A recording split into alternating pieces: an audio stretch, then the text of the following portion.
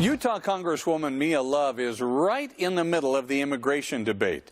As the daughter of Haitian immigrants and the only member of Congress of Haitian descent, the firestorm around what President Trump recently did or didn't say found her responding on nationwide TV. But that's not all that's keeping her busy. I sat down with her this week and asked her 3 questions.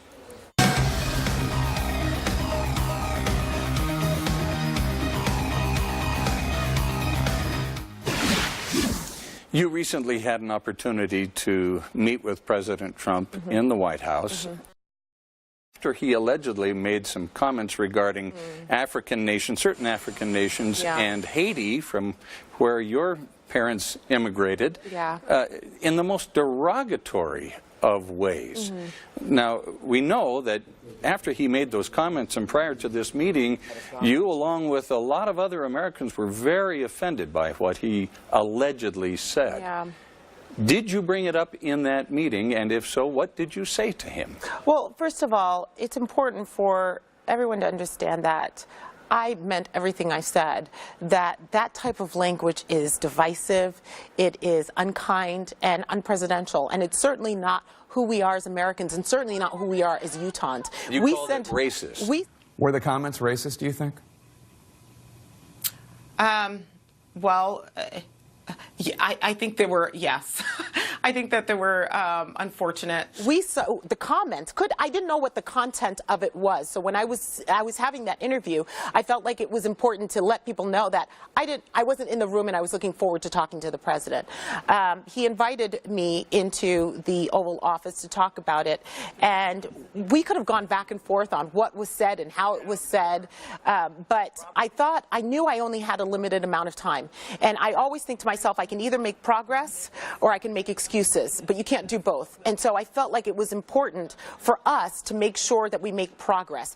I am a member elected by Utah's 4th Congressional District. I could either sit there and go back and forth with the president, or I can commit myself to making sure that we actually fix the problem and be at the table when we're talking about immigration reform. And I chose to be a grown-up in the Oval Office because that's what's expected of me.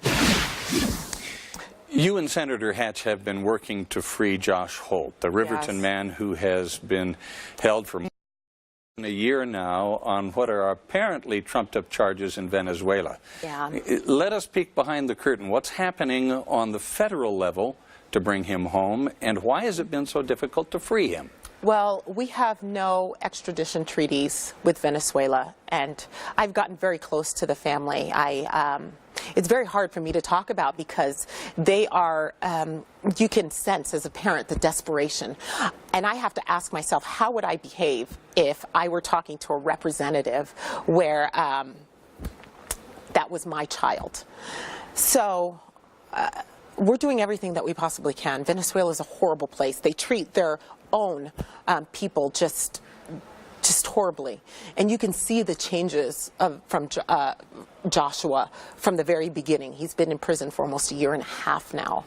It's been absolutely heartbreaking, and so I'm not going to give up on him, and I hope that his parents don't give up hope either, because we're all in this together, and I just can't wait for the day that we can actually bring Joshua home and say, whew, all of this effort, wasn't in vain.